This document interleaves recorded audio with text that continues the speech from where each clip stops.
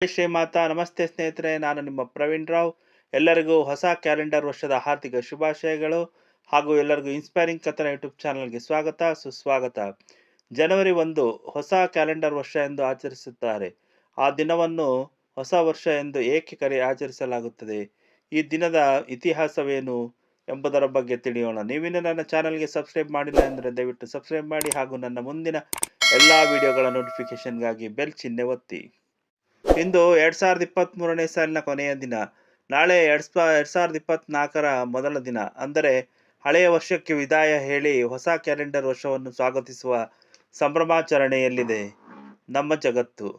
ಉಜ್ವಲ ಮತ್ತು ಸಮೃದ್ಧ ನಾಳೆಯ ಭರವಸೆಗಳೊಂದಿಗೆ ಹೊಸ ವರ್ಷವನ್ನು ಸ್ವಾಗತಿಸಲು ಸಜ್ಜಾಗಿದೆ. ಪ್ರಪಂಚದಾದ್ಯಂತ ಅನೇಕ ದೇಶಗಳು ಜನವರಿ 1 ಎಂದು ಗುರುತಿಸುತ್ತದೆ. ಹೊಸ ವರ್ಷದ ಮುನ್ನಾ ದಿನದಂದು ಜನರು ತಮ್ಮ ಕುಟುಂಬಗಳೊಂದಿಗೆ ಹೊಸ ವರ್ಷದ ಮುನ್ನಾ ದಿನದಿಂದ ಉಡುಗೊರೆಗಳು, ಅದ್ದೂರಿ ಹಬ್ಬಗಳು, ಪಾರ್ಟಿಗಳು ಮತ್ತು ಹೆಚ್ಚಿನವುಗಳೊಂದಿಗೆ ಸಂತೋಷದಾಯಕ ಸಂಭ್ರಮವನ್ನು ಆಚರಿಸುತ್ತಾರೆ.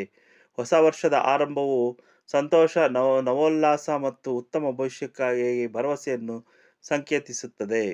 ಭಾರತದಲ್ಲಿ ಹೊಸ ವರ್ಷ ಆಚರಣೆ ವಿವಿಧ ಧರ್ಮದ ವಿವಿಧ ಪಂಗಡದವರು ವಾಸಿಸುತ್ತಿರುವ ಭಾರತದಲ್ಲಿ ಕೂಡ ವೈವಿಧ್ಯತೆಮಯವಾಗಿದೆ ನಡೆಯುತ್ತದೆ.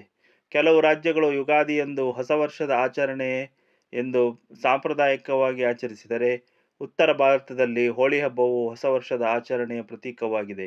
ಕೇರಳದಲ್ಲಿ ವಿಷು ಹಬ್ಬ, ಅಸ್ಸಾಂನಲ್ಲಿ ರೋಂಗಲಿ ಬಿಹು, ಬಂಗಾಳದಲ್ಲಿ ಪೊಯಿಲ ಬೈಶಾಖ್, ಪಂಜಾಬ್ನಲ್ಲಿ ವೈಶಾಖಿ ಹೀಗೆ ಸಾಂಪ್ರದಾಯಿಕ ಶೈಲಿಯಲ್ಲಿ ಹೊಸ ವರ್ಷ ಆಚರಿಸಲಾಗುತ್ತದೆ. ಆದರೆ ರೋಮನ್ ಕ್ಯಾಲೆಂಡರ್ ಪ್ರಕಾರ ಪ್ರತಿ ವರ್ಷದ ಜನವರಿ 1ರಂದು ಹೊಸ ವರ್ಷದ ಆರಂಭ ಜಾಗತೀಕರಣಕ್ಕೆ ತೆಗೆದುಕೊಳ್ಳುವ ಮೊದಲು ಭಾರತದಲ್ಲಿ ಜನವರಿ 1 ಹೊಸ ವರ್ಷದ ಆರಂಭದ ದಿನ ಎಂದೇ ಪರಿಗಣಿಸಲಾಗಿತ್ತು. ಸಂಪ್ರದಾಯ ನಂಬಿಕೆಗಳು ಏನೇ ಇರಲಿ, ದೇಶದೆಲ್ಲೆಡೆ ಬಹುತೇಕ ಡಿಸೆಂಬರ್ 31ರ ರಾತ್ರಿಯಿಡೀ ಹೊಸ ವರ್ಷದ ಸಂಭ್ರಮಾಚರಣೆ ನಡೆಯುತ್ತದೆ. ಪಾಶ್ಚಾತ್ಯ ಸಂಸ್ಕೃತಿಯ ಪ್ರಭಾವ ಇರಬಹುದು. ನಮ್ಮಲ್ಲಿ ಈ ಸಂಭ್ರಮಾಚರಣೆ ಮೋಜು ಮಸ್ತಿಗೆ ಸೀಮಿತವಾಗಿರುತ್ತದೆ. ಕೆಲವೆಡೆ ಮುದುಕರ ಪ್ರತಿಕೃತಿ ತಯಾರಿಸಿ ಅದನ್ನು ಡಿಸೆಂಬರ್ 31ರ ಮಧ್ಯರಾತ್ರಿ ಸುಡುವುದೂ ಇದೆ. ಅದನ್ನು ಸುಟ್ಟು ಹಾಕಿ ಹೊಸದನ್ನು ಸ್ವಾಗತಿಸುವ ಕ್ರಮ ಇದು ಎಂದು ಇವರು ಸಮರ್ಥಿಸಿಕೊಳ್ಳುತ್ತಾರೆ. ಇಂದಿನ ಯುವಜನರಲ್ಲಿ ಹಿರಿಯರ ಕುರಿತು ಹೆಚ್ಚುತ್ತಿರುವ ಅಸಹನೆ, ಅಸಡ್ಡೆ ಮತ್ತು ನಿರ್ಲಕ್ಷ್ಯದ ಪ್ರತೀಕ ಇದು ಎಂದು ಕೆಲವರು ಹೇಳುವುದುಂಟು. ಕೆಲವರಿಗೆ ಹೊಸ ವರ್ಷ ಎಂದರೆ ಅದೊಂದು ಮಾಮೂಲು ದಿನವಾಗಿರುತ್ತದೆ ಅಷ್ಟೇ. ಮನೆಯ ಗೋಡೆಯ ಮೇಲಿದ್ದ ಹಳೆಯ ಕ್ಯಾಲೆಂಡರ್ ಮೂಲೆಗೆಸೆದು ಹೊಸ ಕ್ಯಾಲೆಂಡರ್ ನೇತು ಹಾಕುವುದಷ್ಟೇ ಅಂದಿನ ದಿನದ ವಿಶೇಷತೆ ಎನ್ನುತ್ತಾರೆ.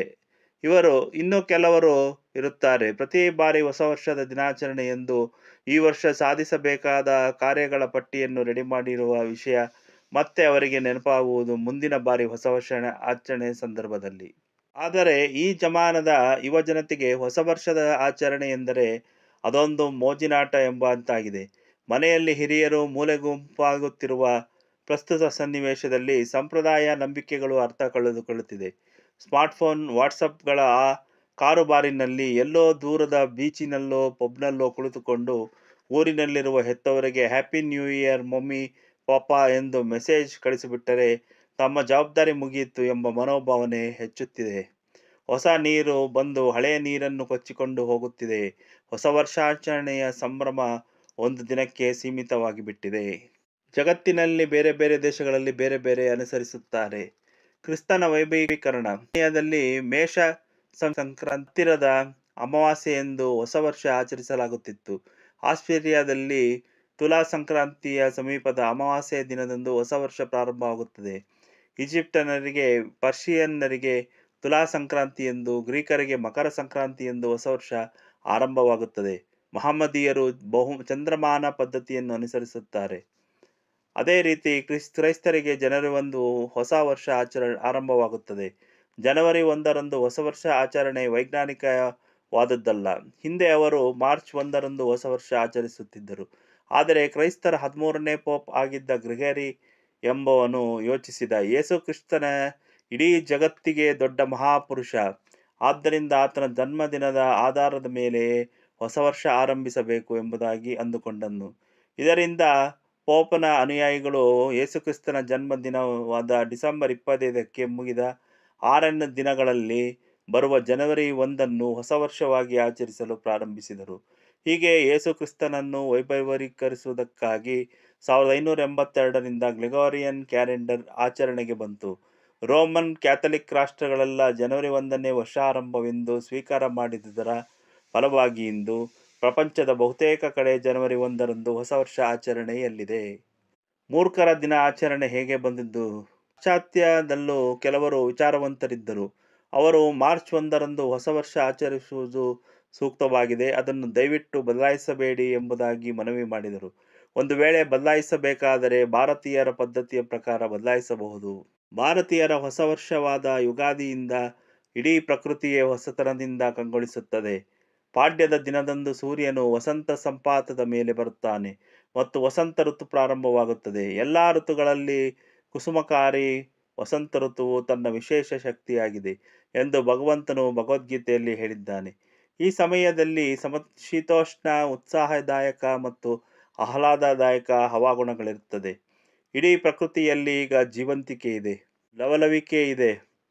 ಶಿಶಿರ ಋತುವಿನಲ್ಲಿ ಮರಗಳ ಎಲೆಗಳೆಲ್ಲ ಉದುರಿದರೆ ಯುಗಾದಿಯ ಹೊತ್ತಿಗೆ ಮರಗಳಿಗೆ ಹೊಸ ಚಿಗುರು ಬರುತ್ತಿರುವುದರಿಂದ ವೃಕ್ಷ ಬಳ್ಳಿಗಳು ಚೈತನ್ಯಮಯವಾಗಿ ಕಾಣುತ್ತದೆ. ಇಡೀ ಪ್ರಕೃತಿಯೇ ಹೊಸ ವರ್ಷವನ್ನು ಆಚರಿಸುವ ಸಂದರ್ಭ ಅಂದರೆ ಯುಗಾದಿ. ಆದ್ದರಿಂದ ಹೊಸ ವರ್ಷವನ್ನು ಏಪ್ರಿಲ್ನಲ್ಲಿ ಆಚರಿಸಿ ಎಂಬುದಾಗಿ ಪಾಶ್ಚಾತ್ಯ ಚಿಂತಕರು, ಬುದ್ಧಿಜೀವಿಗಳು ಹೇಳಿದ್ದಾರೆ. ಆಗ ಸಾಂಪ್ರದಾಯಿಕ ಕ್ರಿಶ್ಚಿಯನ್ನರು, those who are considering April as a new year, they all are fools, ಯಾರು ಏಪ್ರಿಲ್ ತಿಂಗಳನ್ನು ಹೊಸ ವರ್ಷವೆಂದು ಆಚರಿಸುತ್ತಾರೋ ಅವರೆಲ್ಲರೂ ಮೂರ್ಖರು ಎಂಬುದಾಗಿ ಹೇಳಿದರು. ಆದ್ದರಿಂದ ಏಪ್ರಿಲ್ 1ರಂದು ಮೂರ್ಖರ ದಿನ ಎಂಬುದಾಗಿ ಆಚರಣೆಗೆ ಬಂತು. ಹೀಗೆ ನಮ್ಮೆಲ್ಲರ ಮೂರ್ಖರನ್ನಾಗಿ ಮಾಡಿದ ಏಪ್ರಿಲ್ 1ನ್ನು ಮೂರ್ಖರ ದಿನಾಚರಣೆ ಬಂದು ನಾವು ನಿಜವಾದ ಮೂರ್ಖರು ಎಂದು ಜಗತ್ತಿಗೆ ತೋರಿಸಿಕೊಟ್ಟೆವು. ನಾವು ವಿಸ್ಕೃತರಾಗಿದ್ದರೆ ಪರಿಣಾಮವಾಗಿ ಈ ದೇಶದ ಮೇಲೆ, ನಮ್ಮ ಧರ್ಮದ ಮೇಲೆ, ಸಂಸ್ಕೃತಿ, ಇತಿಹಾಸ, ಪರಂಪರೆ, ಸಂಪ್ರದಾಯಗಳ ಮೇಲೆ ಪಾಶ್ಚಾತ್ಯರ ಆಕ್ರಮಣ ನಡೆಯಿತು. ಆದರೆ ನಮಗೆ ಪಾಶ್ಚಾತ್ಯರ ಅನುಕರಣೆ ಮಾಡುವುದರಲ್ಲೇ ತೃಪ್ತಿ, ಅದರಲ್ಲೇ ಆನಂದ. ಇದಕ್ಕೆ ಹೊಸ ವರ್ಷದ ಆಚರಣೆಯು ಹೊರತಾಗಿಲ್ಲ. ಹೀಗೆ ಆಯಾ ದೇಶಗಳಲ್ಲಿ ಅವರವರ ಸಂಸ್ಕೃತಿ ಆಚರಣೆ ಪ್ರಕಾರ ಇದ್ದ ಹೊಸ ವರ್ಷದ ಆಚರಣೆಯನ್ನು ಗ್ರೆಗೋರಿ ಎನ್ನುವ ಪೋಪ್ನಿಂದ ಬದಲಾಗಿ ಈಗಲೂ ಮುಂದುವರೆದು ಬಹುತೇಕ ರಾಷ್ಟ್ರಗಳಲ್ಲಿ ಜನವರಿ 1ನ್ನು ಹೊಸ ವರ್ಷಾಚರಣೆ ಮಾಡುತ್ತಾರೆ. ಅಂತಹ ಎಲ್ಲ ನನ್ನ ಹೊಸ ವರ್ಷದ ಶುಭಾಶಯಗಳು. ಜೈ ಶ್ರೀರಾಮ್. ಈ ಮಾಹಿತಿ ಇಷ್ಟವಾದರೆ ಲೈಕ್, ಕಮೆಂಟ್ ಮಾಡಿ ಹಾಗೂ ಸಾಧ್ಯವಾದಷ್ಟು ಶೇರ್ ಮಾಡಿ. ಧನ್ಯವಾದಗಳು.